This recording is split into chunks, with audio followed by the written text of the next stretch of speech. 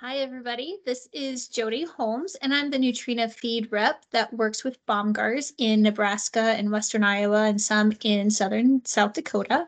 So I'm joining you tonight on their Facebook page to start off a 3-part series on raising poultry. And so tonight's session will be focused on preparing for chicks. So we are going to be looking at what supplies you should buy, how to set up the brooder, and what feed you should have ready so that you can bring chicks home and be successful from the get-go. So we're going to jump right into what supplies you should buy. So I'm going to give you a second, take a screenshot or a picture of this slide. It's just a really good shopping list that you can utilize when you go into Bomgaars to get everything you need to get set up. We're going to be talking about each one of these in more detail though, so we'll keep moving forward. So the brooder is going to be where you keep your chicks for the first few weeks of life. This is important to keep them close to feed, close to water, close to their heat source, and away from any potential threats in the environment, whether that be a pet, children, predators, anything that may cause harm or illness to your chicks.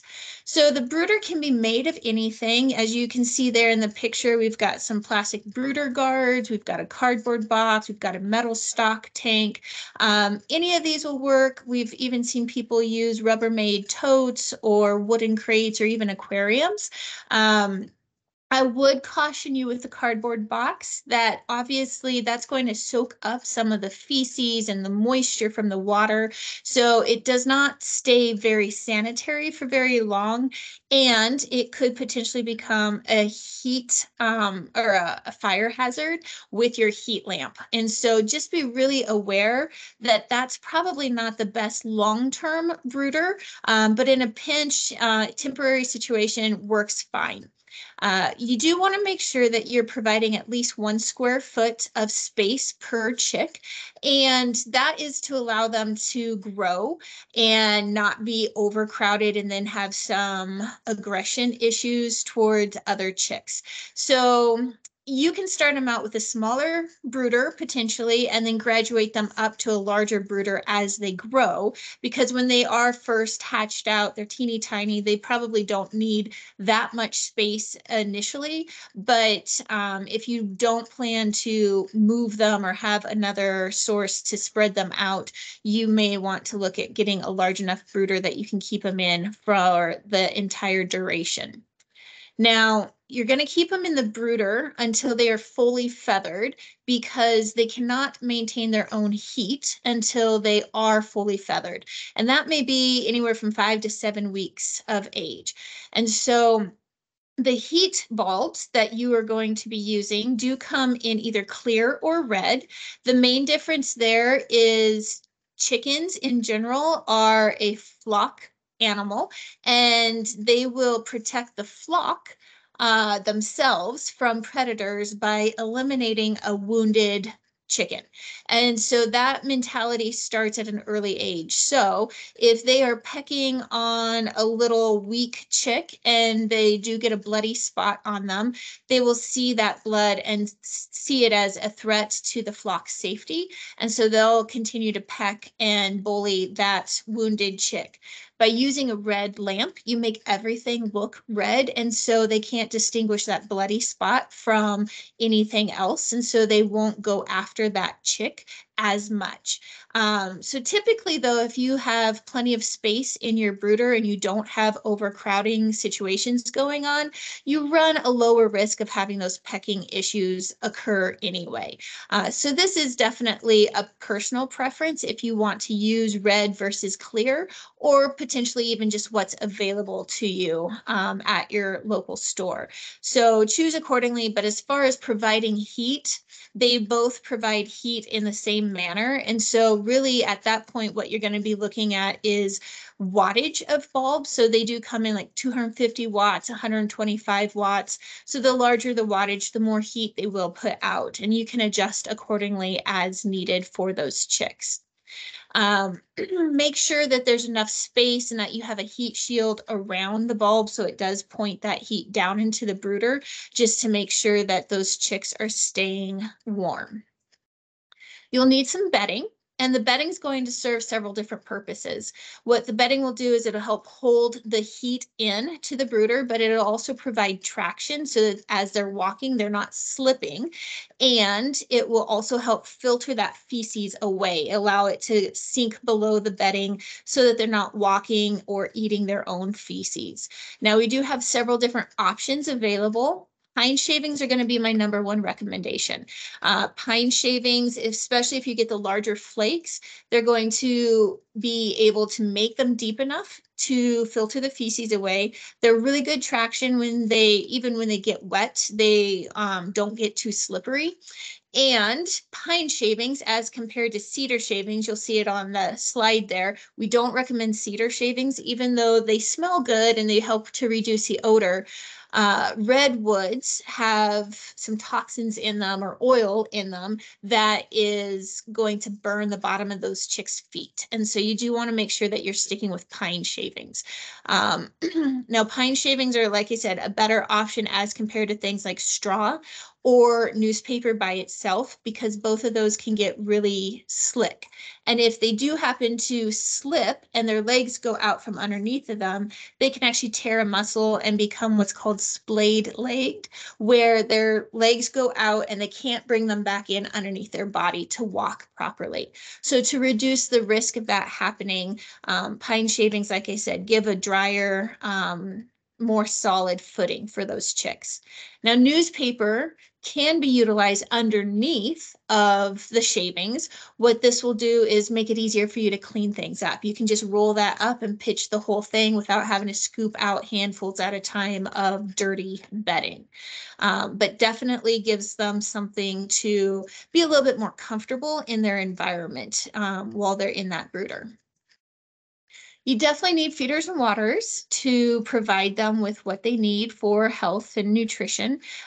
Your waters and your feeders both come in multiple sizes, materials, shapes, what have you. So find one that works best for your brooder setup. Some are going to take up less space than others. You can see the feeders at the bottom there. You've got like a trough-like setting brooder, and then you have a circular feeder.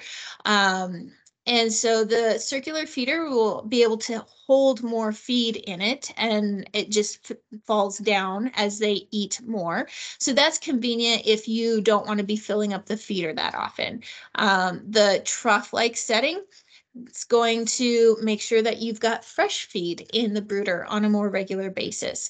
So it really just depends on what you're wanting to do, or maybe even how many chicks you have. Because if you only have 5 or 6 chicks, you really wouldn't have to feed that bucket feeder up very often. And so therefore your feed may not stay quite as fresh. But if you have 25, 30 chicks, they'll gobble through that pretty quickly. And so that may be a better option for you, so you're not constantly having to fill up the feeder. Same thing with the waterers. So the waterers, good recommendation there, 1 gallon of water per 25 chicks. Waterers come as small as quarts all the way up to 1 gallon, 5 gallon. And so you can get what you need so that you're not constantly refilling their water, but to keep it fresh at the same time. Now, you do want to make sure that you're getting a smaller size feeder and water that's no higher than the back of the chicks. That way they can easily eat and drink without having to be up and on it in order to access the food and water. This is important because if they are getting up on it, they could also then be going to the bathroom in it and contaminating their food and water source. Some miscellaneous optional things that you want to consider bringing home when you're preparing for chicks would include electrolytes, and these can be added directly to the water. Electrolytes are great because it's kind of like Gatorade for us. And so if they're a little droopy, if they're a little stressed out from shipping from the hatchery to the store and then going home with you, the electrolytes are just going to give them that little perk of energy so that they can keep thriving and keep eating, even though they're a little bit tired and downtrodden. Probiotics can also be added to the water. These are good bacteria that go into their digestive tract and help them digest food better so that the nutrients can be absorbed easier. Now, I will tell you further down the road as we talk about feed, there are some feeds that already include probiotics, so you wouldn't necessarily have to buy these and add them into the water. A thermometer is nice to have because, as I mentioned, they can't maintain their own body temperature. And so you do need to regulate the brooder at a temperature as required for them to thrive. And so just knowing the heat coming out of those heat bulbs is going to help you keep those chicks happy.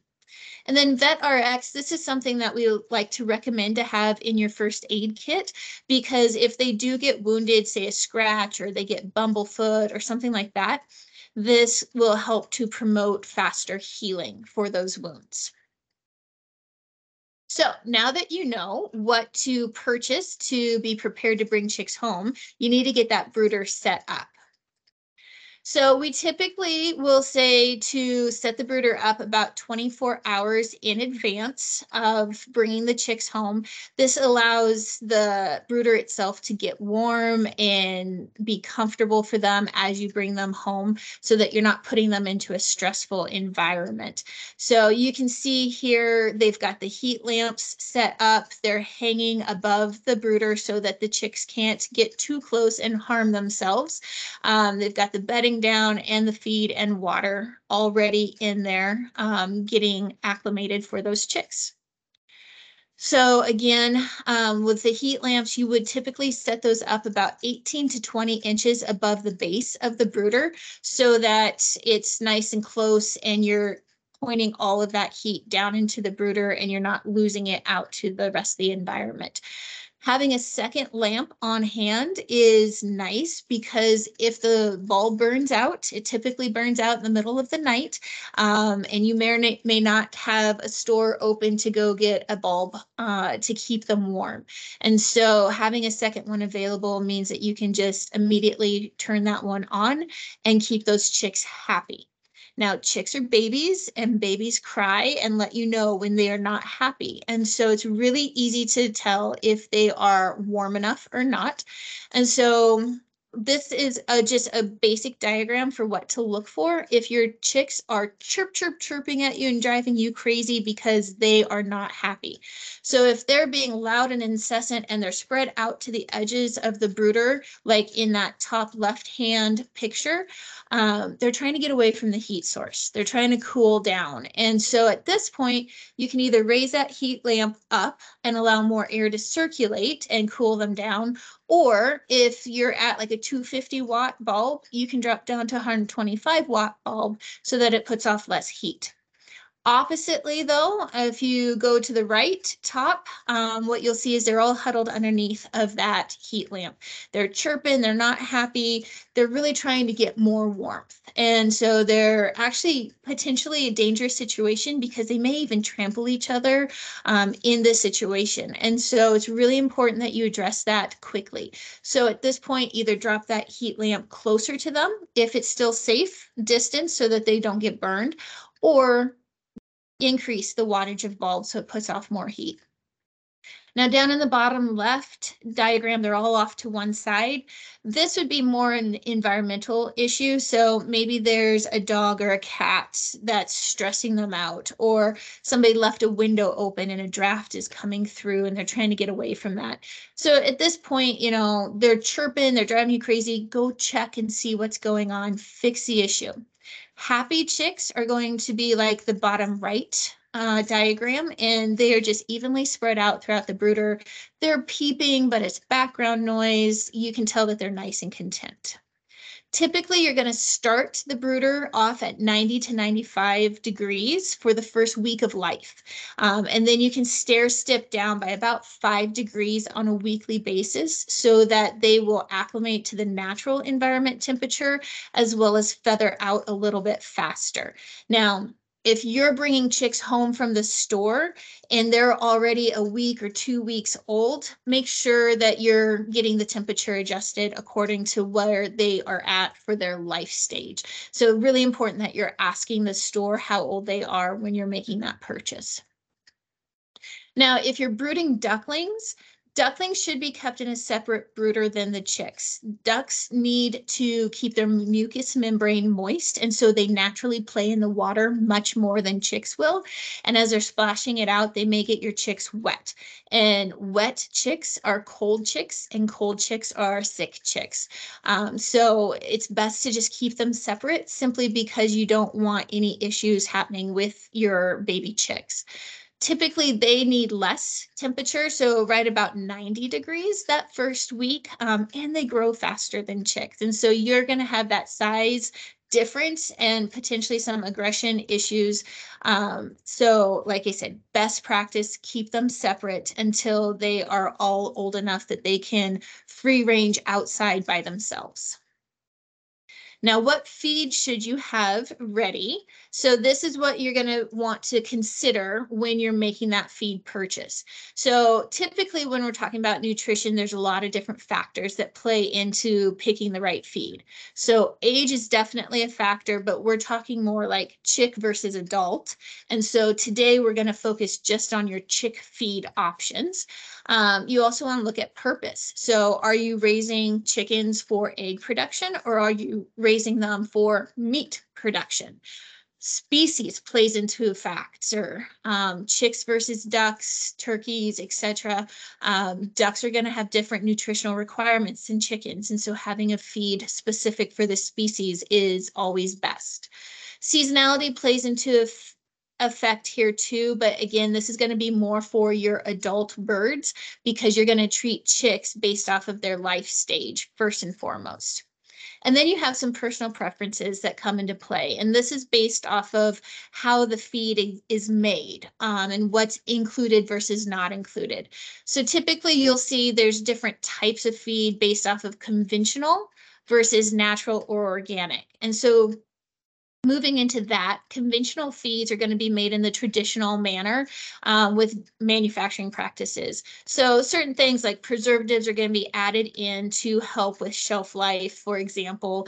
But these all, even though they are what we consider midline products, they are going to meet all nutritional requirements for chickens as the governing bodies have researched.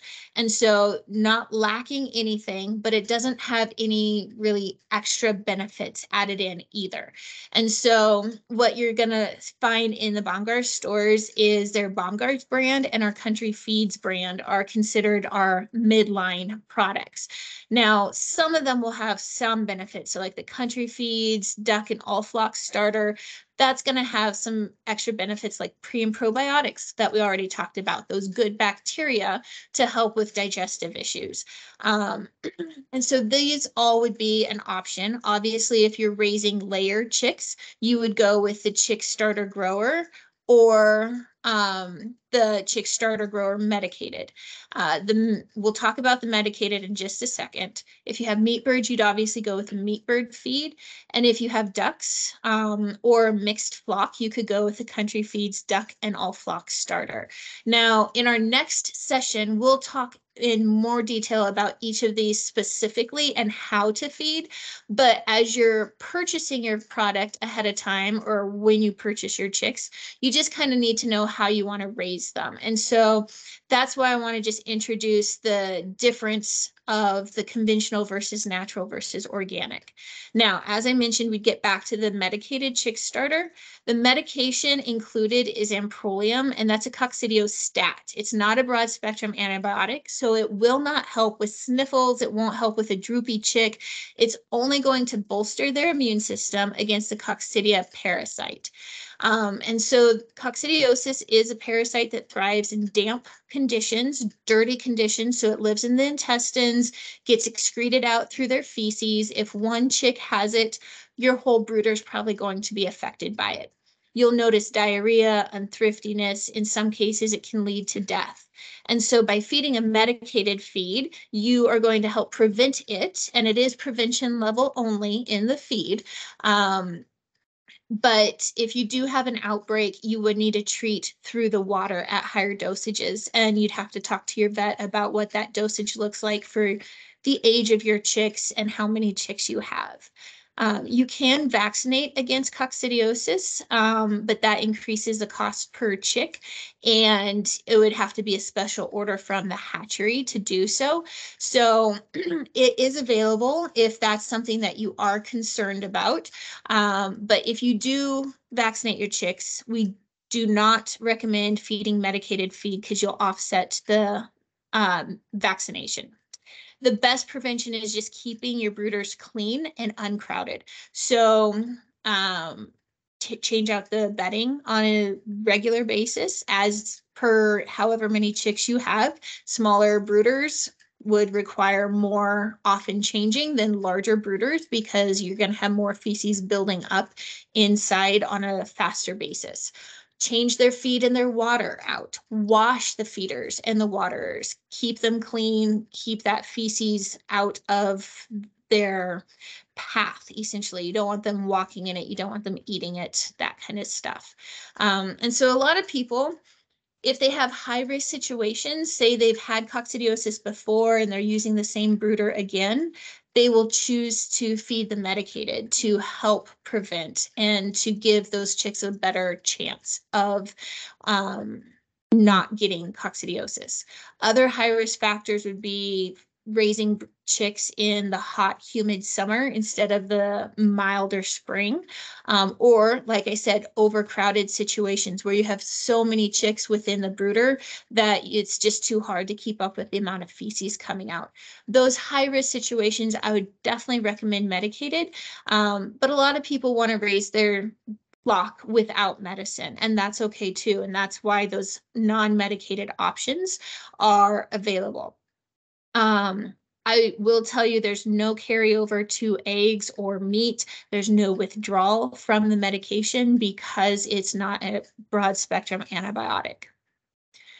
Now moving into your natural options, the NatureWise natural feeds are going to include the NatureWise Chick Starter and the NatureWise Meat Bird. This line is, when I say natural, I mean no artificial preservatives, colors, flavors, antibiotics, chemicals, or hormones are added in. Now we do use natural preservatives like citric acid to still aid with shelf life of the product. But this gives you that option without the artificial preservatives like the conventional feeds would use. Now, our natural products are also what we consider premium products. And so when I talk about premium products, they do have those extra benefits added in for immune support, digestion. So you'll see listed out there, they have pre and probiotics, organic trace minerals for immune support. Marigold extract helps with skin coloration and yolk coloration. Omega-3, omega-6 fatty acids helps with the egg so that the egg nutritional profile is better and healthier for us to consume. We're also adding in essential oils, improve palatability, or that do improve palatability. They also help with what we call egg appearance. So you'll see darker shells on your eggs, larger eggs, and that kind of thing. Vitamin D3 improves shell strength because it helps the chickens absorb more calcium from their diet. And then we also add in yucca extract to reduce feces odor, which is a huge selling point. Now, I know a lot of you will say, okay, but this is a layer, or this is a normal 18% layer chick starter compared to the conventional feed, 18% layer feed starter. Why would I want to pay more money for a similar product? Well, these benefits definitely do a lot to actually save you money. So even though price per bag may cost more, what we have also found is in our studies where we fed it to 190 chicks, and then half of those were fed NatureWise and half were fed a different leading premium brand. we lost 0 chicks to death with the NatureWise. So they're healthier and they thrive better as compared to losing 3.5% of the leading brand fed chicks. We also grew those chicks faster on NatureWise as compared to the leading premium brand. And so they're growing faster, meaning they're going to get stronger, they're going to stay healthier. And you're not going to have to worry about them as much. It also means that less feed actually has to be fed to get them to the same weight. So really great benefits there, definitely worth the extra cost, because as you're feeding less, you actually save more money. Now, on the meat bird side of things, what we have found is by feeding NatureWise, you can actually reduce the amount it costs to feed the birds to the same butcher weight because you are feeding less to get them there. And so huge cost savings, especially if you're growing several meat birds. If you're doing hundreds at a time, these dollars and cents add up very quickly. And so to get more weight on your birds at a less cost, it's just going to save you money in the long run. Now, if you are wanting to raise your chicks organically, we do have a Nature Smart organic line, and this is going to be similar in the fact that it is also a premium product. It has those premium probiotics, the organic trace minerals, the marigold, and the omega-3 and 6 fatty acids. It does not, though, include the essential oils, the vitamin D3, and the yucca extract that we have in the naturals option. And so organic doesn't necessarily always mean better. It's just a way of raising your chicks. But in order for you to pick the right feed when you're preparing to bring chicks home, you just need to know how you want to raise them. And so, like I said, in our next session, we'll dive deeper into how to feed and how long to feed and all of that. But for today, I want you to start thinking about how you want to raise your flocks. So with that, you should be prepared now to go into the store and get everything that you need to be successful with your chicks and how to get that brooder set up and ready so you can bring those chicks home. If there are any questions, feel free to put them in the comments under the video and we'll address those accordingly. Our next session will be on raising chicks, as I mentioned, and then the final session will cover what to expect with layers and ducks. So as they graduate up to the adult stage and start actually laying eggs. Now, if you haven't signed up for our Plaid Perks, I would encourage you to do so. You can do that by going to www.plaidperks.com. This is our rewards program. So if you are purchasing Nutrena products in the stores, you can get points for every $1 you spend on Nutrena products, and you can then redeem those points for apparel, merchandise, coupons, so that you can get discounts on your feed, and you can even get more points by completing surveys or recommending friends. And so really great program so that you can earn a little bit of savings with every purchase of Nutrena products. Now, if you want any more information tonight, you can go to our Nutrena World website. That's where you'll find more information on our products. If you're looking for actually raising poultry, you can sign up for our web blog at scoopfromthecoop.com, and that will get you articles on what to expect and how to properly raise birds. And then you can also follow us on Facebook. So with that, like I said, be watching Bomgaars' Facebook page to see when the next session will air. And we will just hopefully see you on the next one. Thank you.